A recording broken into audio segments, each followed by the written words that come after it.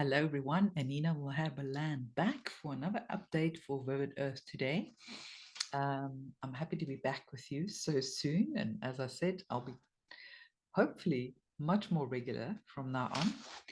Today, I wanted to discuss just a very brief topic. It's actually a very lengthy topic, but we'll only discuss it briefly today. It's about the Organic Republic of the USA. Now, we know most of our countries do actually have organic republics. However, there was a layer inserted on top of that, an artificial, uh, fictitious corporation, if you will, a for-profit corporation, I may add, with shareholders. And it was kind of, they usurped the original organic republic to make it look like it was still the republic, but it was actually the fraudulent fake corporation masquerading as a government that was the real entity that we were supposedly obedient to, and that is the corporation's rules and regulations that we are following, and it doesn't even have proper standing, and it doesn't even have any authority to rule over us. But as long as we accept that authority, well, that is informed consent, isn't it? Anyway, this email was actually received by a fellow patriot and someone I consider, a friend in the truth movement, SG Anon. I hope the noise is not too bad. I've got chainsaws in the background. Anyway, it's an email that he received from a Dr. Sandy Miareki. I don't know how to pronounce that surname, but something like that.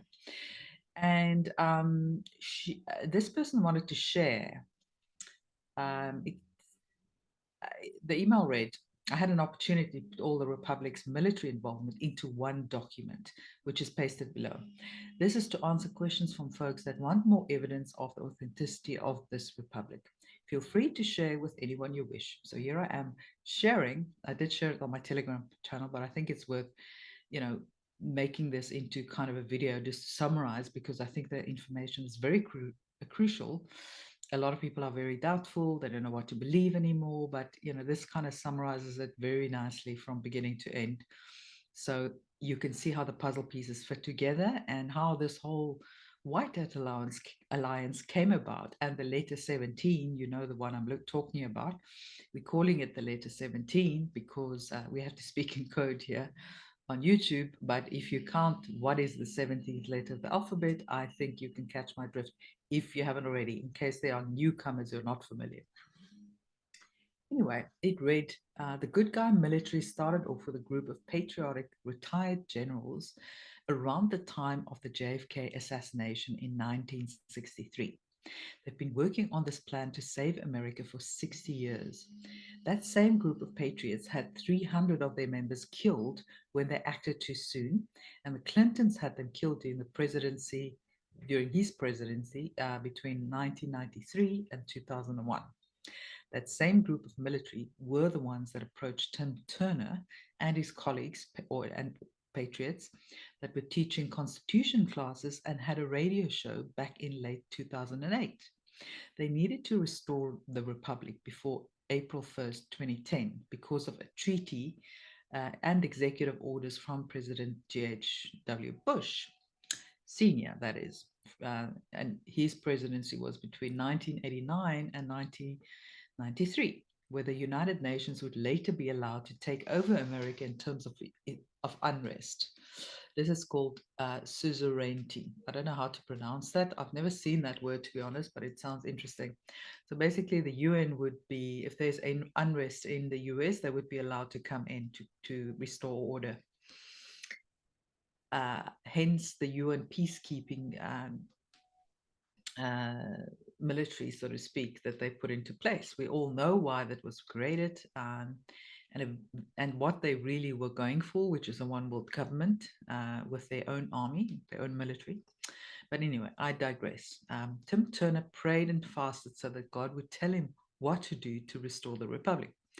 Tim's prayers were answered, and he wrote down a plan that he believed God had told him.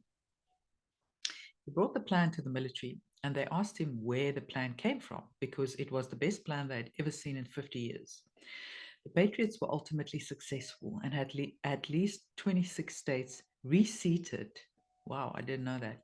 By April the 1st, 2010 deadline, from the counties on up. Then, in November 2010, during the first Reinhabited Continental Congress, Tim Turner was chosen as president of the Republic.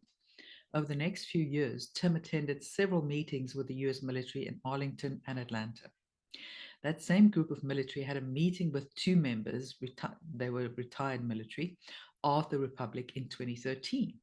Two retired generals and their staffs had a 3-day meeting going over every single word and sentence in the Republic's Declaration of Sovereign Intent and Proclamation of Claim and Interest. These were the documents that were noticed with receipts to the United Nations, the Universal Postal Union, and the postal unions are crucial actually for the way that the governments operate, and it's much more important in the bigger scheme of things than you think. But anyway, that's a subject for another day. My voice is going. And also the International Court at The Hague and other required organizations pursuant to international law. At the end of those days with the generals, everyone understood what had been accomplished, and it was constitutionally prescribed and lawful. They declared in 2013 that the re-inhabited republic was the true, authentic government of the United States of America. One of these generals became very active personally with the republic for many years. In 2013, Tim Turner was kidnapped by Obama and Biden and their clique, their little, that little group who are merely puppets, but anyway, they were driving it at the time. And of course, Hillary as well, and the three-letter agencies. And it was thrown in prison for fake crimes and set up for a kangaroo court to ensure he would go to prison. And the Republic was nearly destroyed by infiltrators, from about 22 million followers or active members down to only a few hundred after nearly everyone ran away. Only 8 or 9 states had some sort of representation after 2014, even though all 50 states were nearly fully represented before that. Through the line of succession, James Buchanan Geiger, the president of pro tempore of the Senate, became the president of the Republic while Tim Turner was in prison. So I just need to mention here, you have to kind of take the country back by state, county by county. That's how it has to be done. And hence them, doing it lawfully from the ground up, so to speak, and making sure they follow all the right channels, which they did. So that same group of military also recruited Donald Trump to be president in 2016. Mr. T reached out to President Giga to have a meeting about the Republic, but both of them discussed it and realized it would be too dangerous for them to have that meeting. Giga told Mr. T to focus on getting elected, and they could meet later. Of course, Mr. T was elected, but that meeting never took place for various reasons. That same group of military communicates with us sporadically to give us updates, what I affectionately call breadcrumbs, because it's not a whole lot of information and we have to interpret and connect the dots. Since the beginning, the military has said that once the Republic was successfully restored, it would be a 10-year plan, which would have ended around 2020. We all know what happened then, and here we are today. So I think this continues somehow, but this just gives you a little glimpse into what is really going on behind the scenes. You literally have a fraudulent foreign corporation, pretty much, USA Inc., and they've kind of popped up as various different legal entities over the years. They've been bankrupt so many times, it's not even funny. But they managed to just pop back up and every time. And of course, these are the corrupt individuals and the corrupt organization that masquerades as the real government, the real republic. So this is what we see playing out today. And it is unfortunately something that does take time, as you can see, and it has to be done layer by layer from the ground up, as I said, from counties to states, and all of them have to agree, and there has to be a presence across all 50 states for that whole process to be completed. And of course, in the background, um, this military alliance have been working very hard at taking down the head of the snake, which has been done. There's no other way about it. The head of the snake has already been severed, but we're seeing the body just, that body is still moving, and it's kind of clapping, and the tail is going like this, and it's kind of taking out, it's creating a lot of havoc on the way out. So this is what we're seeing right now. But we the people have to meet them halfway. I've been saying this for years. We literally have to stand up and meet them halfway. We can't just sit back and say, well, trust the plan. Of course, we do trust the plan, but we also have to participate. And that goes for every country, for that matter, not just for the US. It goes for South Africa, the UK, Australia, especially the Commonwealth countries. All of their taxes, like literally 100% of their taxes, go to the Crown and the Vatican. None of that money is used for what we think it's used for. It's basically just paying back debt to the Crown. And this is about to be turned on its head in a very big way. I've already spoken about the significance of this week, specifically the 1st and 2nd of October, and then later this month, I believe between the 17th and 21st, there's some big days ahead as well. So I'm not going to go over that again, but there's big moves being made in the background to obviously collapse the current financial system, bring in the new one parallel. But there will be some fighting, and basically the cabal's not going to go quietly into the night.